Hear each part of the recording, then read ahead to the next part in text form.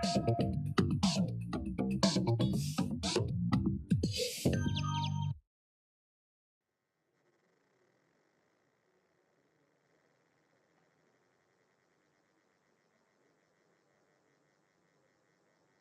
bien, nous sommes toujours sur le salon Polytech pour ce thème consacré à la ville intelligente et durable, avec maintenant un projet pour le moins original autour de l'eau, puisqu'il s'agit de traiter l'eau non potable et de gérer de l'eau non potable. Ce projet s'appelle HydroCity et nous accueillons son porteur, monsieur Jean-François de Beaurepaire. Bonjour monsieur. Bonjour. Vous êtes donc le président d'HydroCity et un des fondateurs de ce projet. Absolument. Avec nous aussi Florent Wilbert. Bonjour monsieur. Bonjour. Vous êtes responsable de la Novosphère, qui est une agence de promotion de l'innovation locale à Rennes, donc, puisque ce projet se déroule à Rennes. En 2 mots, la Novosphère, de quoi s'agit-il? Alors la Novosphère, c'est un réseau d'innovation rennais, comme vous l'avez dit, qui s'intéresse à toutes les innovations.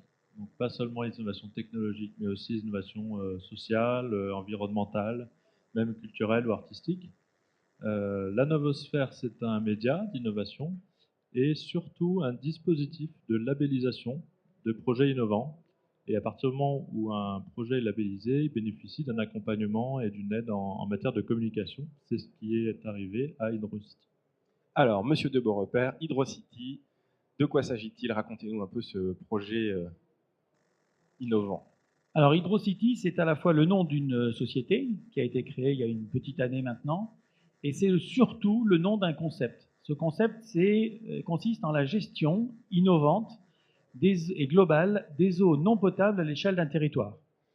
C'est-à-dire qu'on a regroupé au sein du concept HydroCity quelques savoir-faire, quelques technologies de gestion des eaux, de traitement des eaux et de la biodiversité, en y joignant, on va le voir dans le développement tout à l'heure, quelques éléments de récupération des calories, et ce qui nous permet de constituer un concept complet qui va pouvoir être appliqué à l'échelle d'un territoire. Alors un territoire, ça démarre au niveau d'un immeuble, et ça peut aller jusqu'au niveau d'une ville, en passant par un écoquartier et toutes sortes d'équipements d'urbanisme.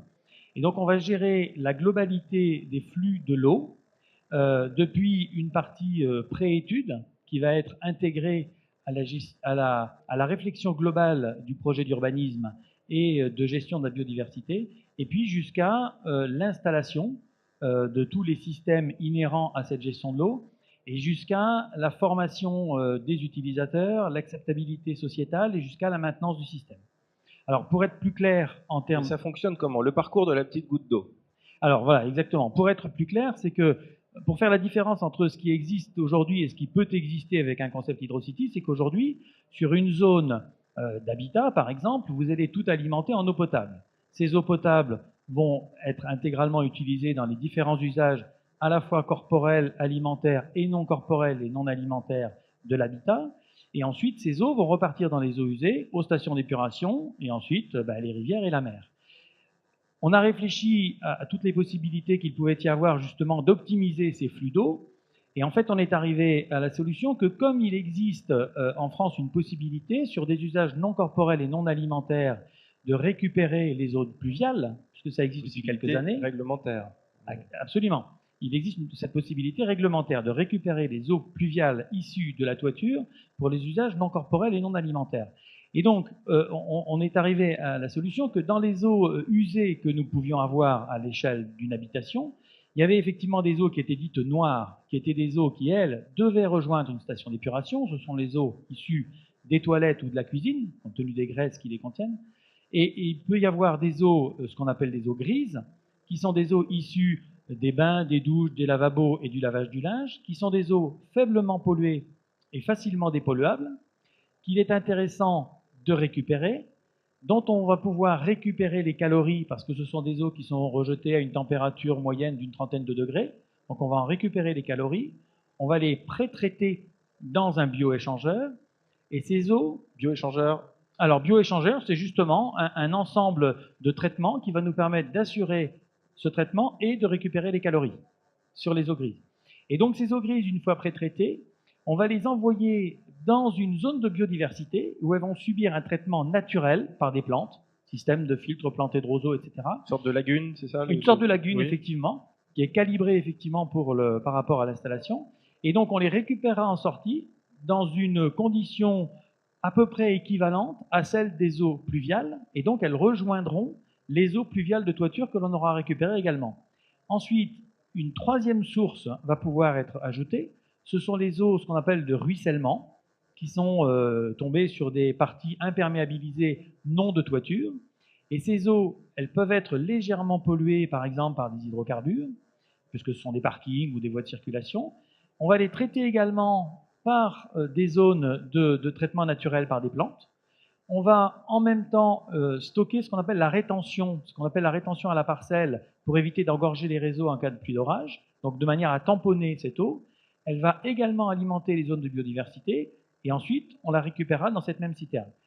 Une fois stockée dans cette citerne, ou compte tenu du fait que l'on a de l'eau en circuit courant, si vous voulez, en circuit constant, parce que c'est ce qu'on appelle la gestion en boucle courte, qui va nous permettre les premières eaux légèrement usées, on va les réuser dans d'autres usages avant de les rejeter.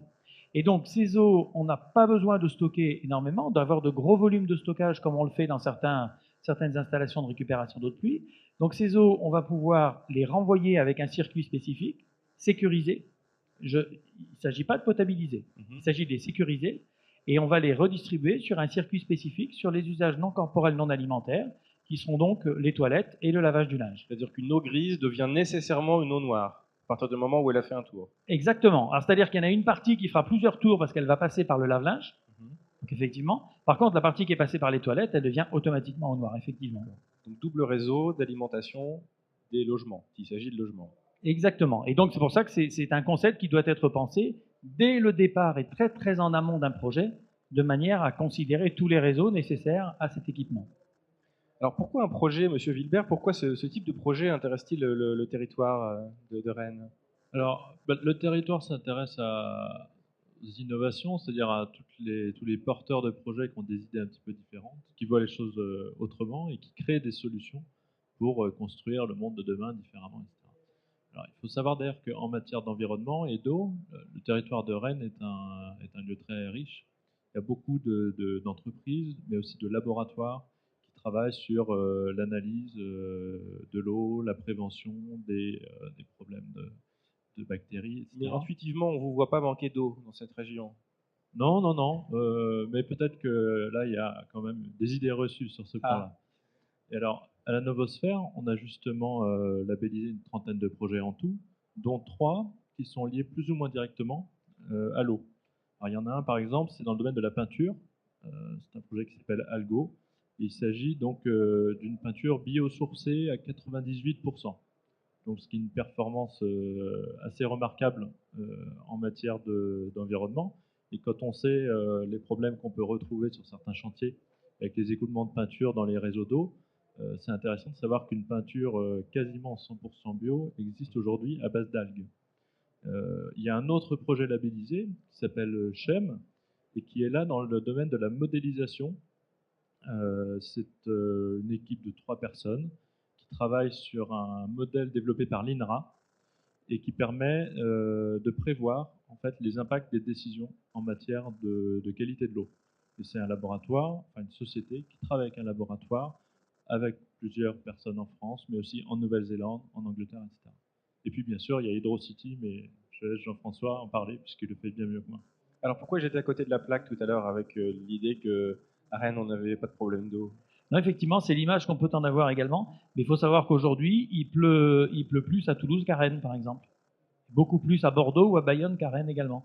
Donc on a une pluviométrie en Bretagne. Alors, c'est vrai qu'on a une pluviométrie qui est plus régulière que dans les régions du sud de la France, mais qui n'est pas phénoménale parce qu'on a l'impression, alors c'est vrai qu'il faut séparer entre Bretagne Nord et Bretagne Sud, mais même à Rennes, au centre de cette partie est de la Bretagne, on a 650-700 mm d'eau par an, pas plus. On est descendu certaines années à 550 mm, ce qui est quand même très faible. Alors comment vous est venue l'idée de ce projet et comment s'est-il monté? Alors l'idée du projet, alors moi-même je m'occupe d'une société, j'ai créé une société qui fait de la récupération d'eau de pluie, donc c'était la base effectivement du système. Et en fait, je travaille avec dans différents réseaux, différents clusters, Bretagne Éco-Entreprise, Éco-Origine, et nous avons été amenés à travailler pour Rennes Métropole justement sur un projet à essayer d'apporter des idées urbanistiques nouvelles sur la gestion d'un nouveau projet à l'échelle de la métropole rennaise. Un projet de 40 000 habitants à horizon une trentaine d'années, donc c'est quand même relativement conséquent. Et donc l'objectif était d'apporter des solutions nouvelles. Et en fait, on a l'habitude entre plusieurs entreprises de même réseau, et surtout dans l'environnement, d'essayer de trouver des combinaisons de ce que l'on peut réaliser ensemble entre l'eau, de l'énergie, entre le bruit, les odeurs, entre l'eau et les odeurs et des choses comme ça. Et on a été amené entre différentes personnes qui étaient spécialistes ou d'une partie études, ou d'une partie biodiversité, ou de traitement d'eau et de récupération des calories, ou de gestion des eaux pluviales comme nous. En fait, on a combiné différents savoir-faire pour en faire un nouveau savoir-faire intégral qui est justement cette gestion des eaux à l'échelle d'un territoire, en intégrant effectivement toute la partie, c'est-à-dire en évitant de saucissonner comme ça peut être fait jusqu'à aujourd'hui, une partie études, une partie maîtrise d'œuvre, une partie fabrication de matériel, une partie installation, une partie maintenance, une partie formation. Là, on a tout intégré effectivement dans la même structure, de manière à faciliter l'intégration, une nouvelle fois, du projet HydroCity de gestion des eaux à l'échelle du projet d'urbanisme. Alors on comprend on comprend ce concept d'intégration et donc visiblement de valeur ajoutée supérieure grâce à l'intégration. Est-ce que néanmoins il y a des technologies au sein du process qui sont particulièrement innovantes? L'innovation, c'est effectivement personne n'avait fait jusqu'à présent la combinaison des différents éléments. Et alors, il y a déjà des gens qui récupèrent et qui retraitent les eaux grises pour les réutiliser. Il y a des gens qui récupèrent les calories des eaux grises. Il y a des gens qui créent des zones de biodiversité, qui récupèrent l'eau de pluie. Donc la combinaison globale, mais surtout, justement, cette combinaison du traitement et de la récupération des calories dans une même unité qui est brevetée aujourd'hui. Et qui nous permet d'être hyper efficace, c'est-à-dire que de globaliser du gain, à la fois, on le reverra, sur le traitement des eaux usées, sur l'économie d'eau potable, sur la récupération des calories effectuées. Donc c'est vraiment une optimisation complète. Il y a peut-être encore de nouvelles choses à faire, on a de nouvelles idées pour la suite, mais c'est déjà une belle optimisation. Est-ce qu'il y a également une complexité dans le pilotage, une complexité informatique? Informatique, non. La complexité, elle va être aujourd'hui dans le processus décisionnel auquel les entreprises ont affaire ou les promoteurs ont affaire. C'est-à-dire que à l'échelle d'un urbanisme, on va avoir effectivement un propriétaire qui peut être une collectivité de communes, qui peut être une institution qui va détenir un terrain, qui va le vendre elle-même à un aménageur. L'aménageur va en apporter des nouveaux éléments et puis ensuite il va le revendre à un promoteur. Le promoteur va passer ensuite à des entreprises qui vont repasser aux particuliers qui va pouvoir acheter ou un bailleur social qui va acheter. Et donc le phénomène aujourd'hui, c'est d'arriver à intégrer cette nouvelle réflexion justement sur le déroulement du concept et de l'application du concept HydroCity par rapport à ce qui existe. Donc il faut révolutionner, faire évoluer les mentalités par rapport à ça. Ça serait le frein à ce genre de projet? Ou il y a d'autres freins éventuellement? Aujourd'hui, ça serait c'est le principal frein. Alors il se lève effectivement parce que c'est de la pédagogie. Il faut expliquer, il faut rassurer les gens sur nos capacités. La chance que l'on a, c'est que les gens qui ont monté le projet HydroCity sont des gens qui ont un peu de bouteille dans les métiers de l'étude, de la fabrication de matériel, de la mise en place de solutions de traitement, etc. Donc on n'est pas tout nouveau dans le métier et on a rencontré déjà tous des problématiques de chantier qui nous ont formés. Donc ça, on sait faire. Et puis la combinaison, on a réussi à l'intégrer également. Donc l'avantage qu'on a, je dirais, alors faut pas être fier par rapport à ça, mais c'est qu'on n'est pas pressé, quoi. On n'a pas un impératif de rentabilité de notre propre structure à très court terme.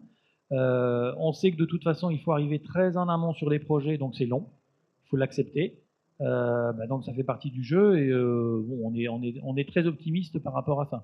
Vous mentionniez la communication, ça c'est un sujet sur lequel vous pouvez donner un coup de main à la Novosphère. Alors, comment vous aidez HydroCity concrètement? Alors effectivement, c'est tout à fait notre rôle dès lors que le projet est labellisé, ce qui a été le cas. La première chose qu'on fait, c'est qu'on présente ce projet mais en détail sur le site de la Novosphère. Donc on produit une vidéo, on écrit un reportage, un reportage photo.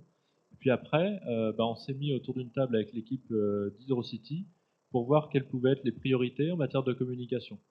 Et au moment où on l'a fait, il y avait un besoin, par exemple, de créer une infographie.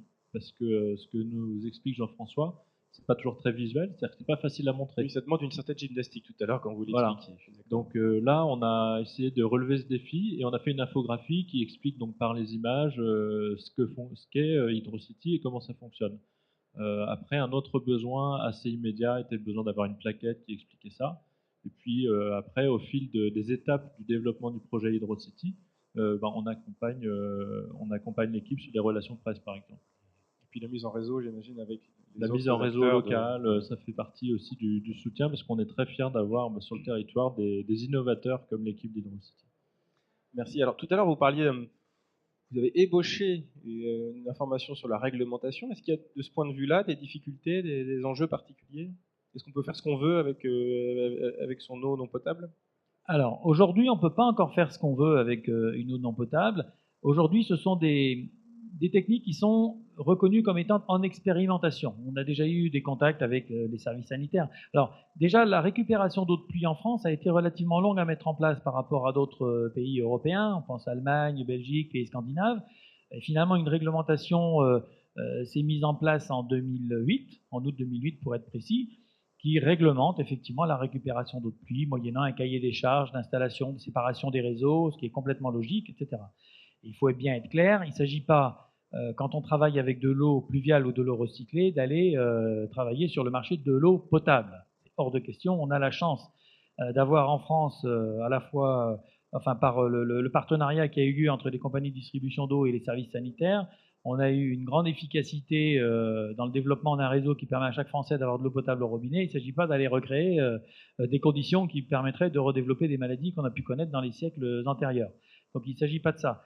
Donc, mais aujourd'hui, on a la possibilité donc d'utiliser l'eau de pluie. Nous, notre objectif, c'est de dire que l'eau que l'on va ramener après les traitements, qu'ils soient par le bioéchangeur et par les zones de biodiversité, va être du même type de qualité. Par contre, il faut le prouver. Donc, c'est-à-dire qu'on travaille sur les premiers projets sur lesquels on va arriver en implantation. Eh bien, on va travailler en étroite collaboration, et c'est en cours d'ailleurs, avec des instituts de recherche, de mesure, etc., et de contrôle, pour montrer qu'effectivement la qualité de l'eau est correcte. Et c'est vrai qu'on a eu des questions des services sanitaires à ce niveau il y a un an, quand au cours d'un salon à Rennes, le Carrefour des gestions locales de l'eau, on avait présenté notre solution. Et les services sanitaires ont dit, mais alors vous allez recycler les eaux usées? On dit, oui, c'est sur quoi on va travailler. Et la question s'est posée de quelles sont les positions des ministères à ce sujet. Les ministères ont dit, il faut expérimenter. Donc expérimentons. Voilà. Et alors qu'en pensent les usagers? L'usager final qui va se retrouver avec peut-être un système un petit peu plus compliqué à gérer. Quels sont les premiers accueils? Les usagers, quand on travaille sur la récupération d'eau pluviale, nous, je sais qu'on a déjà fait plusieurs fois. Alors, il y a deux types d'usagers. Il y a celui qui achète une maison ou qui fait construire une maison et qui décide de son propre chef de mettre en place une solution de récupération d'eau de pluie. Donc, forcément, il va se l'approprier, il va la gérer correctement, il va y faire attention. Il va y avoir aussi des gens qui vont arriver comme locataires, par exemple, dans un immeuble où il y a déjà de la récupération d'eau de pluie. Il y en a couramment, nous, on en a déjà équipé. Ces gens-là, ils acceptent ou ils n'acceptent pas. À ce moment-là, ils peuvent aller habiter ailleurs. C'est-à-dire que la question est posée. Il y a un certain cahier des charges aussi dans l'utilisation, dans les systèmes de comptage, etc., qui existent. C'est un peu de pédagogie et la gestion des réseaux, sur lequel on a besoin de s'attarder un petit peu. Et ça se fait dans d'autres pays d'Europe et du monde. Il n'y a pas de raison qu'on n'arrive pas à le faire en France. On peut se poser aussi là-dessus la question de l'équation économique. Pour l'usager, ça change quoi? Ça sera plus cher, moins cher, pareil? Quel est le modèle économique global de l'opération? Alors, sur un projet HydroCity, on va avoir un écart alors, c'est très difficile à déterminer parce que ça dépend de la taille de l'établissement. Mais disons qu'on va avoir un écart de prix final au mètre carré qui va se situer entre 1 et 2%, à peu près, au final. On va, d'après tous les calculs que nous avons mis, toutes les simulations qui ont été faites, on va avoir un retour sur investissement entre 6 et 8 ans, en intégrant à la fois dans les coûts le financement bien évidemment du système, en intégrant la maintenance, qui n'est pas compliquée, on n'est pas dans de la haute technologie, donc on est sur des choses relativement simples et basiques. Il ne s'agit pas d'aller construire des usines à gaz pour distribuer de l'eau. Les économies vont être réalisées donc à la fois par l'économie d'eau et par l'économie d'énergie, sur le préchauffage des eaux chaudes sanitaires. Alors c'est important justement de savoir sur quel poste vraiment on va avoir des gains, car ça pose la question de la répartition de la valeur entre les différents acteurs de la filière. Comment elle va se répartir? Parce que qui investit? Ça c'est un des freins, effectivement. C'est-à-dire que comme on l'avait tout à l'heure, effectivement, sur le saucissonnage des différentes phases de chantier entre le propriétaire du terrain au départ et jusqu'à l'acquéreur, effectivement, de l'appartement ou de la maison terminée, ça va être un peu la même chose au niveau du saucissonnage des prix à ce niveau-là. Donc ça veut dire que dans notre concept HydroCity, alors, mais tous les cas de figure sont possibles par rapport à ça. Donc c'est-à-dire que une partie intégrante, effectivement, de notre concept, c'est d'apporter ce service. Alors, est-ce qu'il va être à l'aménageur, est-ce qu'il va être au promoteur? Donc, il va y avoir aussi un saucissonnage. Est-ce que le report va être fait uniquement sur l'utilisateur final, ce qui sera souvent le cas? Donc, c'est vraiment à nous d'aider le plus objectivement possible, de manière à ce que cette échelle de valeur qui va être décalée depuis l'acquisition initiale jusqu'au final soit bien mise en place. On a vu des cas, par exemple, en récupération d'eau de pluie, mais la problématique sera exactement la même en y adjoignant les autres sources. C'est une mairie qui avait fait le choix de faire un lotissement, enfin ça a été fait sur plusieurs lotissements relativement écologiques, et qui a acquis les systèmes de récupération d'eau de pluie, qui a décidé à un moment donné de les subventionner, mais ça leur a apporté un plus pour faire venir des gens effectivement sur la commune, et qui les a répercutés partiellement à l'utilisateur final. Donc il n'y a pas eu d'incidence au niveau du promoteur, au niveau des entreprises intermédiaires, et ça se passe très bien. C'est une question d'adaptation et d'explication. Alors qu'en pensent les compagnies d'eau de tout ça? Parce que c'est quand même un acteur plus qu'important dans le paysage français. Alors, les compagnies d'eau, quand elles ont vu se développer, bon là, il n'y a pas encore de réaction par rapport à un concept comme HydroCity, ou même par rapport au retraitement d'eau grise, etc., que l'on peut constater, mais c'est vrai que par rapport à la récupération d'eau de pluie, on a senti une certaine réticence, qui est logique si elle a affaire à des aspects sécuritaires. Et c'est vrai qu'on dit, de toute façon, en France, on ne manquera pas d'eau. C'est vrai aussi qu'un frein au développement de ce genre de pratique, c'est pas parce qu'on va économiser de l'eau en France qu'on va en donner aux pays qui n'en ont pas. Ça, c'est vrai.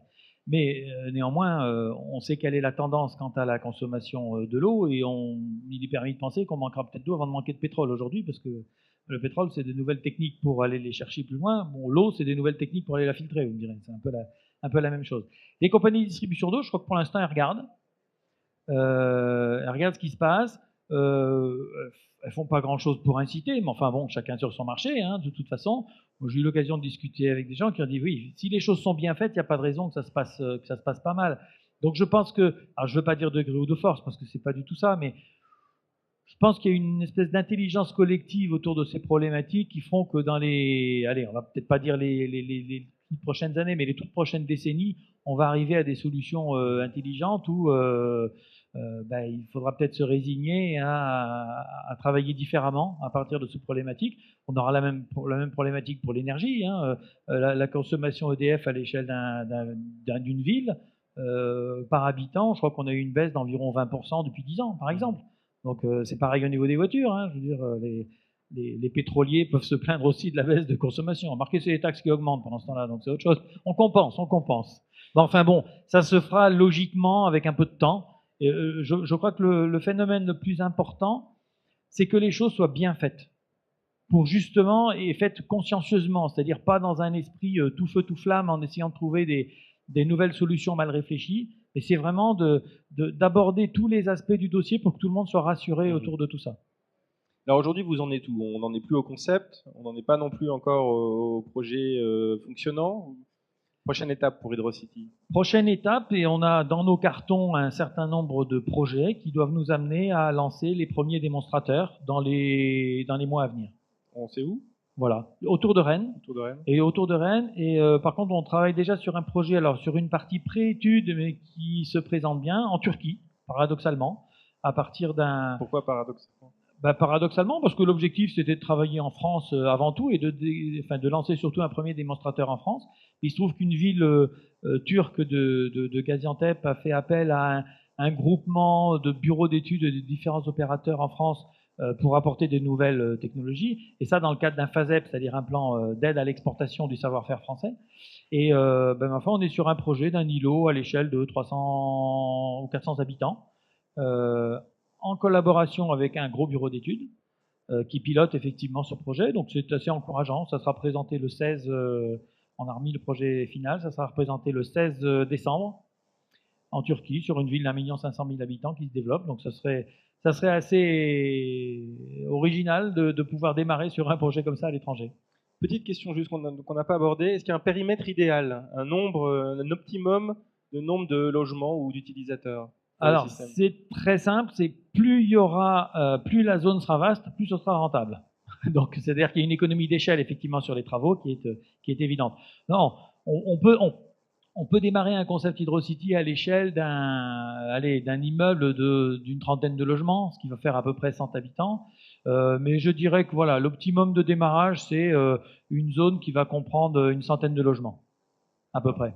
Et donc, possibilité d'exportation à la fois à l'étranger, mais même d'exportation dans d'autres régions françaises. Monsieur Wilbert, c'est le genre de projet que vous pourriez accompagner, la diffusion de HydroCity dans d'autres départements français, dans d'autres agglomérations françaises? Alors, oui, absolument. À partir du moment où nous, on accompagne un labellisé, on l'accompagne dans le monde entier s'il y a besoin. Donc, c'est le cas d'ailleurs pour d'autres labellisés qu'on accompagne sur des opérations aux États-Unis, par exemple.